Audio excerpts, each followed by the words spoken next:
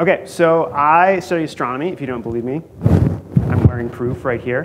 My specific field is actually extrasolar planets. These are basically, actually exactly, planets outside of the solar system. Or if you want to be cool, you can call them exoplanets. Now, when we study exoplanets, one of the big motivations is to find things out in space like life. And so one of the big things that people talk to me about when I say that I study exoplanets, they say, do aliens exist? And I have to say, maybe, I don't know. And that, surprisingly to me, is not a sufficient answer, it seems, to anyone. So I want to try and describe to you why the search for life is so difficult and why we really don't know much of anything about life outside of Earth yet. The reason for that, as it stands right now, the Earth is the only place in the entire universe where we know life exists so far. What's important, though, is that Earth is our only laboratory that we can use to learn about these things. So we have to look at the life on Earth to try and figure out what could life in the rest of the universe be like. So life on Earth, things we do know are that it needs water. Every single living thing on our planet requires water. We've heard a little bit about that already. But there's some other things that make chemistry sound right on Earth, too.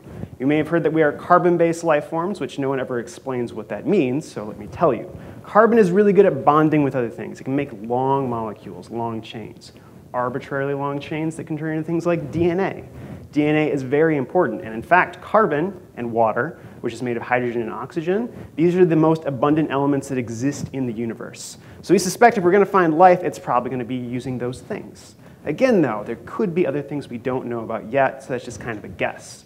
That's the edge of where we are in exoplanet research right now. We're on the cusp of looking at atmospheres of other planets, and atmospheres are important because we like air. We generally tend to breathe, and without the atmosphere, that doesn't happen. But there's other things about Earth that we don't know if they're important or not yet. We have a moon that's very unique. No other planet in our solar system has a moon quite like ours. Is that important for stabilizing the planet? Is that something that life requires? We don't know.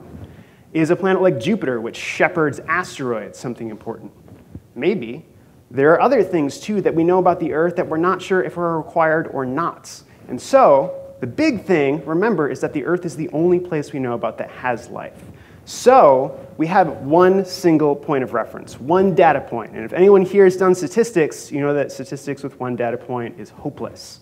So what we really need to do is go out into space and find more data, find more places that either do or don't have the potential for life. We need to go to Mars, go to Europa, go out to the edges of our solar system and see what else is there, see how we compare to the rest of the universe to try and give ourselves any idea if life is unique here or if it really is out there and if aliens do exist.